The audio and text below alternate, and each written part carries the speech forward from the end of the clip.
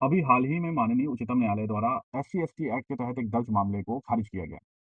कुछ चीज़ों की उसमें व्याख्या भी की गई। तो चलिए उसको देखते हैं कि पूरा मामला क्या था। भारत के सर्वोच्च न्यायालय ने हाल ही में दिल्ली में संपत्ति विवाद से जुड़े एक मामले में एक ही परिवार के 4 सदस्यों के खिलाफ आपराधिक कार्रवाई रद्द कर दी। इस मामले में एससी-एसटी यानी अनुसूचित जाति, अनुसूचित जनजाति अत्याचार निवारण अधिनियम 1979 और भारतीय दंड संहिता 1860 से संबंधित प्रावधानों के तहत आरोप लगाए गए थे। यह फैसला माननीय न्यायमूर्ति एनवी अंसारी, न्यायमूर्ति प्रशांत कुमार मिश्र की पीठ ने सुनाया। मामला क्या था? ये मामला था दिल्ली के कीर्ति नगर पुलिस स्टेशन का, जहाँ पे एक एफआईआर दर्ज हुई। शिकायतकर्ता ने आरोप लगाया कि हरिनगर और रमेश नगर स्थित पैतृक संपत्ति को लेकर पारिवारिक विवाद के दौरान एक आरोपी ने एक आवासीय घर के अंदर जाति आधारित अपशब्दों का प्रयोग किया है। अलावा ये भी आरोप लगाया गया कि घटना के दौरान परिवार के अन्य सदस्यों ने भी शिकायतकर्ता को धमकी दी थी। इन आरोपों के आधार पर अनुसूचित जाति, अनुसूचित जनजाति अधिनियम 1979 की धारा 3(1) आर और 3(1) एस के साथ-साथ भारतीय दंड संहिता की धारा 506 और धारा 34 के तहत भी अपराध दर्ज किए गए। उच्च न्यायालय में जब ये मामला गया तो ऑनरेबल दिल्ली हाई कोर्ट ने इससे पहले इस मामले में हस्तक्षेप करने से इनकार कर दिया था। आपराधिक कार्रवाई जारी रखने की अनुमति दी थी। न्यायालय ने पाया था कि प्रारंभिक चरण में शिकायत और गवाहों के बयानों में आरोप तय करने के लिए पर्याप्त सबूत मौजूद थे। जब ये पूरा मामला माननीय उच्चतम न्यायालय के समक्ष पहुंचा तो वहां पर मुख्य प्रश्न ये था कि क्या पारिवारिक विवाद के दौरान किसी आवासीय घर के अंदर कथित जाति आधारित दुर्व्यवहार एससी-एसटी एक्ट 1989 के तहत कानूनी आवश्यकताओं को पूरा करता है, जिसमें यह अनिवार्य है कि अपराध जो है वो सार्वजनिक दृश्य के भीतर घटित होना चाहिए।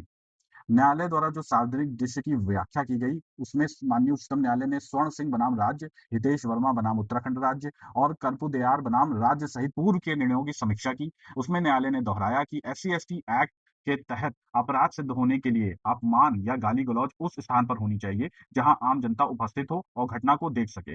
न्यायालय ने यह भी पाया कि इस मामले में कथित घटना एक निजी आवासीय मकान के अंदर घटी थी, जिसमें केवल परिवार के सदस्य ही शामिल थे। इस बात का कोई सबूत नहीं था किसी की ये घटना किसी स्वतंत्र सार्वजनिक व्यक्ति ने घटना को देखा था। तो पीठ ने स्पष्ट रूप से कहा कि इस मामले में एससी-एसटी एक्ट 1989 के तहत सार्वजनिक दृश्य की जो आवश्यकता थी, वो पूरी नहीं हुई थी।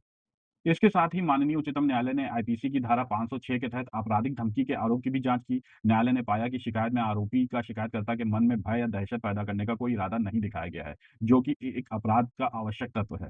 आईपीसी की धारा 34 के तहत सामान्य इरादे के आरोप के संबंध में न्यायालय ने माना कि यह दिखाने के लिए कोई सबूत नहीं था कि सभी आरोपियों ने एक साझा आपराधिक इरादे से मिलकर काम किया था।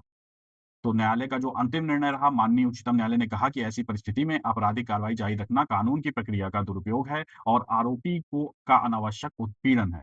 तो इसमें आरोपी के ऊपर जो आरोप लगे थे, एक तो एससी-एसटी एक्ट के तहत मामला दर्ज हुआ था और दूसरा जो था वो आईपीसी की धारा 506 34 के तहत दर्ज हुआ था, जिसमें 506 था आपराधिक धमकी और धारा 34 जो था वो सामान्य इरादे को। तो एससी-एसटी एक्ट के तहत अपराध सिद्ध होने के लिए ये आवश्यक है कि जो अपमान और गाली-गलौज की गई है, वो सार्वजनिक रूप से देखी गई हो। यानी कि वहाँ पर आम जनता उपस्थित हो और आम जनता द्वारा उसे देखा गया हो।